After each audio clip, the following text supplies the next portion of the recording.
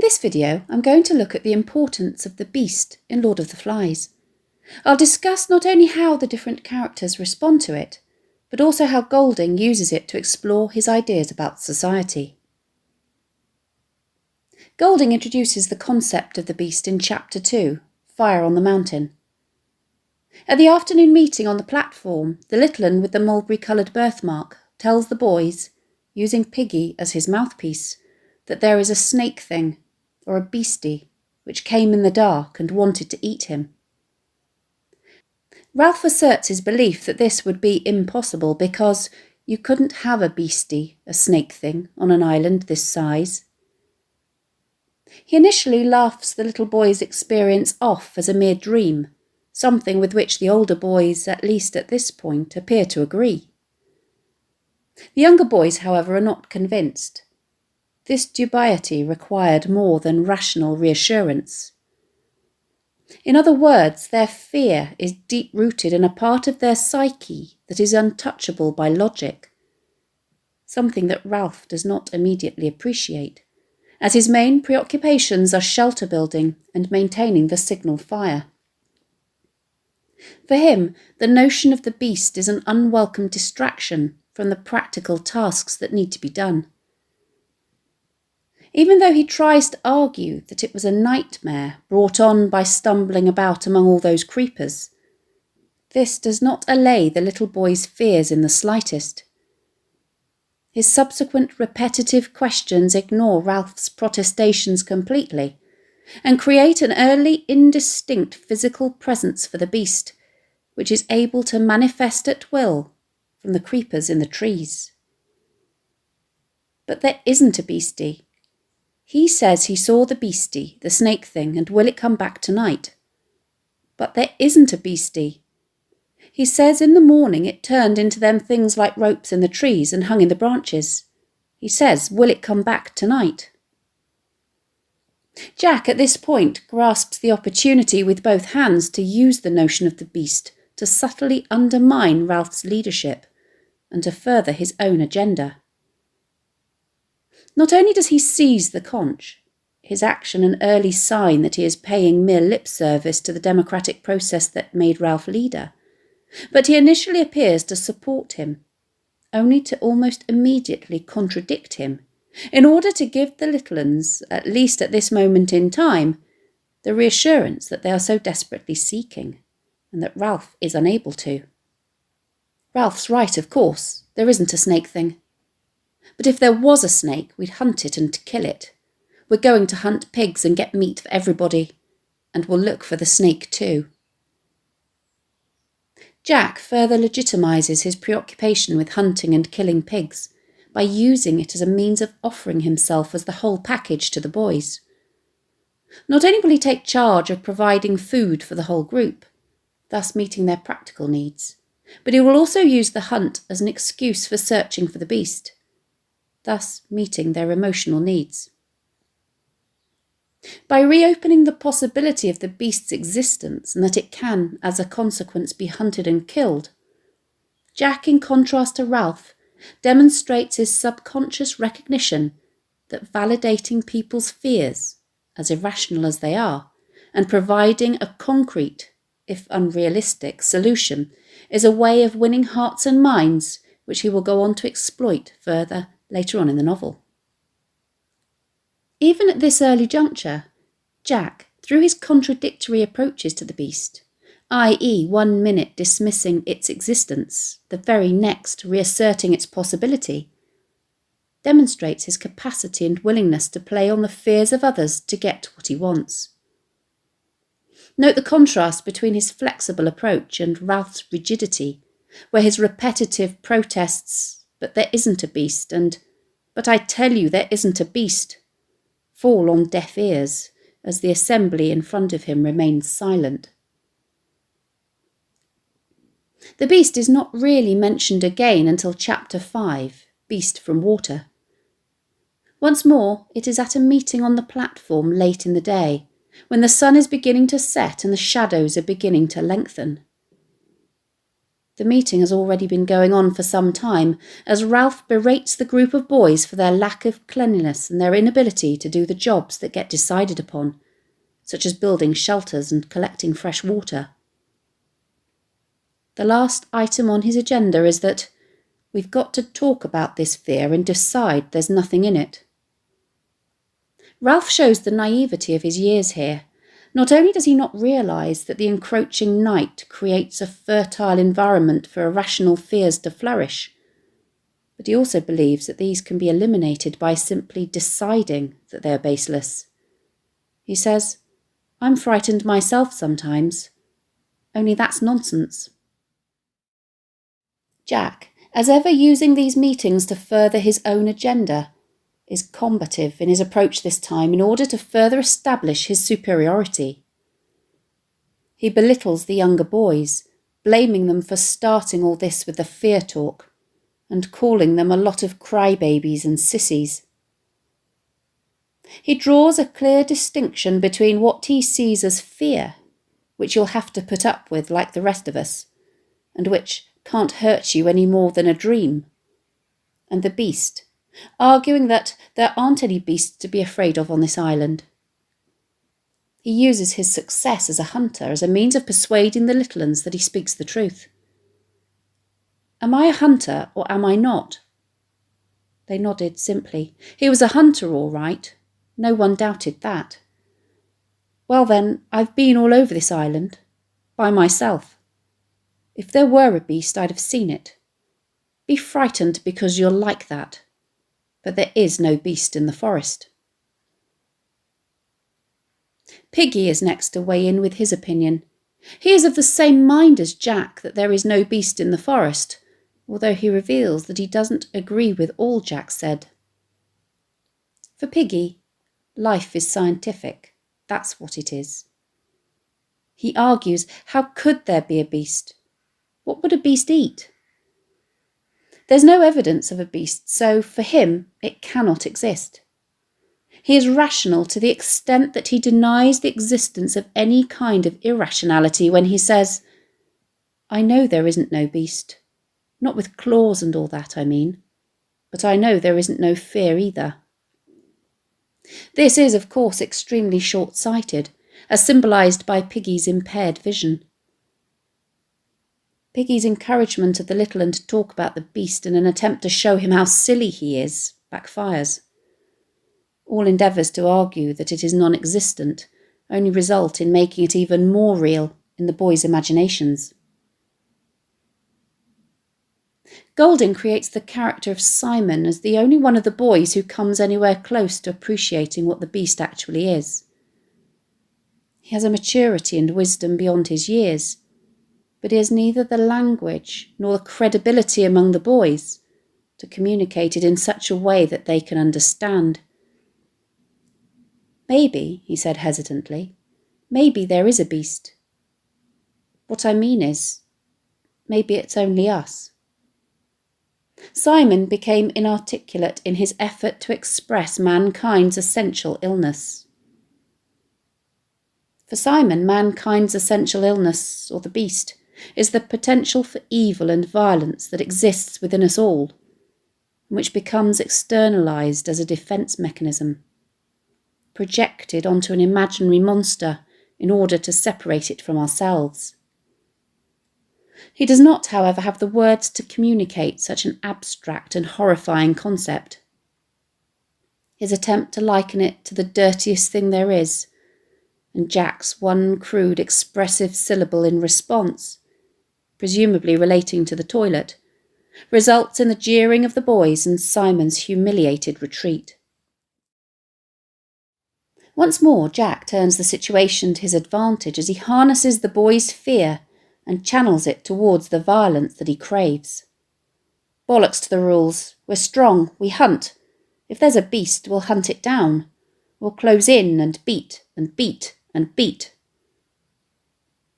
When Jack says only a few minutes earlier that there is no beast in the forest, he's correct in more ways than he understands. It isn't in the forest, as it exists instead inside them all.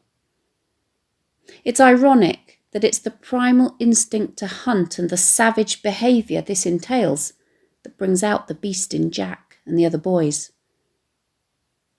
The belief in the beast gets stronger as the boys become more savage in a self-perpetuating cycle. Note the way in which Golding uses polysyndeton and triadic repetition of the violent verb beat here to communicate Jack's awakening savagery. Also note once again his opportunistic acceptance and dismissal of the beast in almost the same breath. For him, its existence is fluid, which he exploits in order to further strengthen his claim on the title of leader. The next physical object upon which the beast is projected arrives in Chapter 6, Beast from Air. Unbeknownst to the boys, while they are asleep, a dead pilot, a figure dropping swiftly beneath the parachute, a figure that hung with dangling limbs, lands on the mountain top in such a way that the lines tangle and cause him to rise and fall as the parachute catches the wind. Through the darkness, a sleepy Samneric, fueled by tales of the beast, see this movement and race back to the rest of the boys, their fearful imaginations filling in the rest. We've seen the beast with our own eyes. It was furry. There was something moving behind its head, wings. The beast moved too. It kind of sat up. There were eyes, teeth, claws. The beast followed us. I saw it slinking behind the trees. Nearly touched me. Golding skillfully uses the characters of the twins Sam and Eric here to give the beast a physical presence. A single person inhabiting two separate bodies, the boys try to outdo one another, their descriptions becoming more and more outlandish until what they report they have seen is a total fantasy. Simon is the only boy, however, who seems to take what Sam and Eric report with more than a pinch of salt. Simon, walking in front of Ralph, felt a flicker of incredulity. A beast with claws that scratched, that sat on a mountain top, that left no tracks and yet was not fast enough to catch Samneric. However Simon thought of the beast, there rose before his inward sight the picture of a human, at once heroic and sick. This quotation is interesting in a number of ways. Not only does it further set Simon apart from the rest of the group, but it returns to the idea that the beast is something inside us, that we as humans have the capacity for acts of great heroism as well as acts of the greatest depravity. It's also prophetic, as this is actually what Simon will see when he goes to the top of the mountain to confront the beast for himself. Ralph, Jack and Roger's own sighting of the decomposing corpse of the pilot as a creature that bulged, something like a great ape sitting asleep with its head between its knees, revealing the ruin of a face, further consolidates the boy's belief in its existence and gives Jack the leverage he needs to definitively challenge Ralph's leadership by breaking away from the group and gradually luring the rest of the boys to become his disciples. It's at this point that the cult of the beast is created. The boys' fear of it unifies them behind Jack as a leader because he promises to keep it at bay. In Chapter 8, Gift for the Darkness, seconds after assuring them that we're going to forget the beast, he tells them, "We'll kill a pig and give a feast." He paused and went on more slowly. "And about the beast. When we kill, we'll leave some of the kill for it. Then it won't bother us, maybe." Jack skillfully indulges his compulsion to hunt through combining it with his assertion of the need to appease the beast through offering it sacrifices. After the killing of the sow, the boys decapitate it and impale the head on a stick, which has been sharpened at both ends, creating a shrine in the same clearing where Simon goes to think when he is alone. Simon encounters the offering in the form of the third physical object upon which the beast is projected soon after. The pig's head, or the Lord of the Flies, which is a literal translation of Beelzebub, another name for Satan, engages him in conversation, mocking him and threatening him in equal measure. It tells him, "There isn't anyone to help you, only me, and I'm the beast. Fancy thinking the beast was something you could hunt and kill. You knew, didn't you? I'm part of you. Close, close, close. I'm the reason why it's a no-go, why things are what they are. I'm warning you, I'm going to get waxy. D'you see? You're not wanted. Understand? We are going to have fun on this island. Understand? We're going to have fun on this island." Note the reference to fun here, which echoes Ralph's words in chapter 2 when he tells the boys, "This is our island. It's a good island. Until the grown-ups come to fetch us, we'll have fun." These words in the mouth of the Lord of the Flies become sinister as we realise that what it means by this is that the boys will succumb to their basest desires in order to fulfil their most depraved fantasies. Golding also creates a scene here which is ambiguous. Are we to understand that Simon is experiencing a vision or an hallucination? The evidence seems to point to its being an hallucination prior to some kind of seizure. He's severely dehydrated to the extent that his tongue is swollen. As his head wobbled, he knew that one of his times was coming on, and he later fell down and lost consciousness. The Lord of the Flies also uses the same kind of vocabulary as a schoolboy, using such informal language as no-go and "I'm going to get waxy," which again suggests that the interaction is a product of Simon's own fevered brain. When Simon regains consciousness, he is resigned to the task that he knows he must perform, i.e. confronting what the boys believe to be the beast on the mountaintop. What else is there to do? When he gets there, of course, he sees that it's only a poor, broken thing that sat stinking by his side. The beast was harmless and horrible, and the news must reach the others as soon as possible. Before he leaves, however, Simon treats the corpse with dignity and compassion, untangling the parachute lines so that it no longer rises and falls with the wind. Unfortunately for Simon, the boys on the beach have, under Jack's leadership, worked themselves up into a frenzy. Gorged on roast pig, they are now enacting a ritual where they pretend to kill the beast. The desire to physically kill overwhelms them as they project their mounting hysteria and terror onto the unsuspecting Simon, as he himself becomes one of the most horrific scenes in the novel, and one which is told through the eyes of the mob, the fourth physical manifestation of the beast. A thing was crawling out of the forest. It came darkly, uncertainly. The shrill screaming that rose before the beast was like a pain. The beast stumbled into the horseshoe.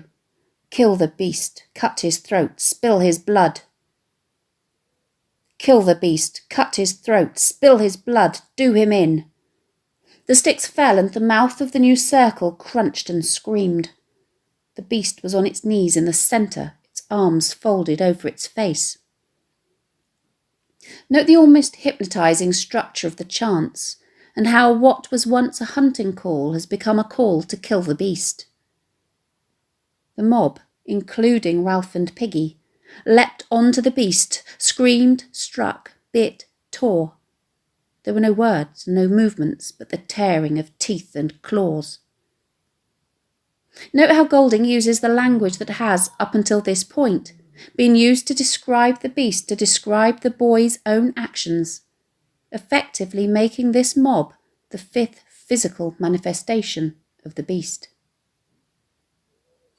When Ralph and Piggy realise the next morning that they have been party to killing Simon, they experience a phenomenon known as cognitive dissonance, which is the psychological stress that we feel when we participate in an action that goes against our core beliefs or ideals. For Ralph and Piggy, it is the discrepancy between their behaviour, i.e. the murder of Simon, and their ideal that murder is wicked, that is causing them pain. In order to be able to live with what they have done and so live with themselves, they proceed to justify their own actions, such as blaming the fact that it was dark. There was that bloody dance. There was lightning and thunder and rain. We were scared. Minimising their involvement. You were outside the circle. You never really came in. Didn't you see what they did? And eventually blaming Simon for his own murder. Coming in the dark. He had no business crawling like that out of the dark. He was batty. He asked for it. The only way that they can come to terms with the horror of what they have done is to create a narrative which exonerates them of any guilt. After the death of Simon, Jack needs to keep the beast alive in the minds of the boys, as perpetuating fear and hysteria is the only way he can hold onto his power.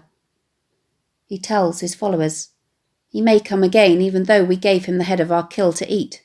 So watch and be careful. I expect the beast disguised itself. We'd better keep on the right side of him anyhow. You can't tell what he might do." Jack is, of course, absolutely, if unknowingly, right that it may come again.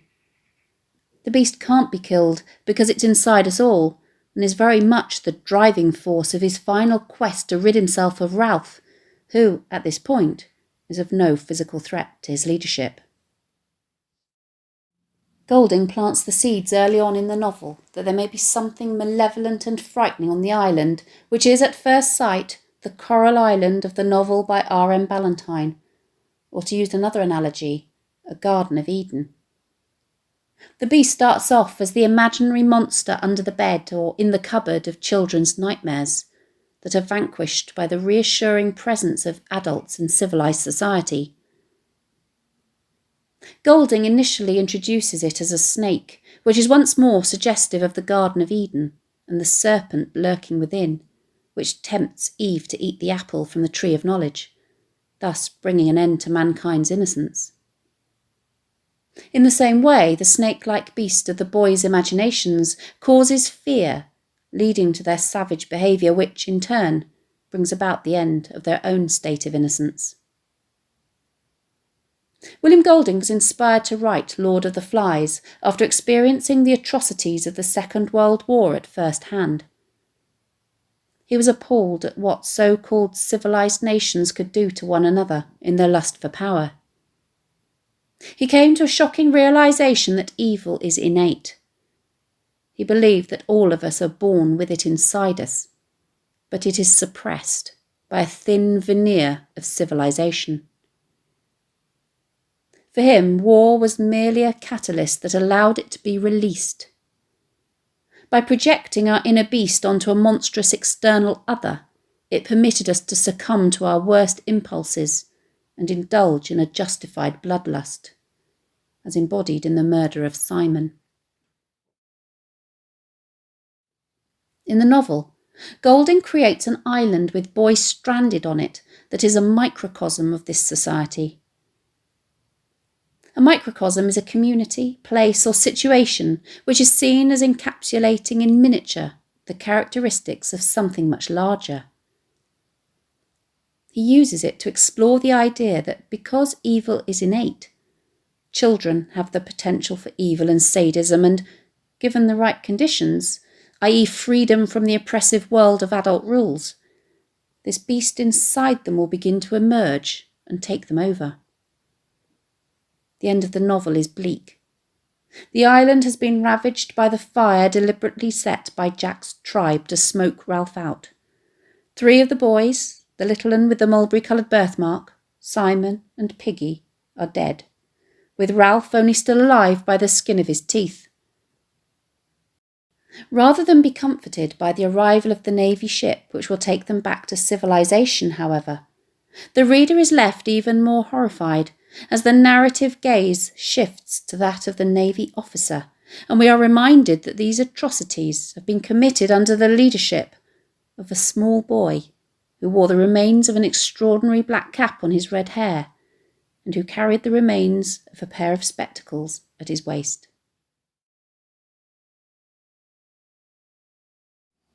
Thanks for watching. If you have any questions, please let me know in the comments section below and I'll do my best to answer them. Don't forget to subscribe to my channel for more videos on English language topics and exam techniques and English literature texts.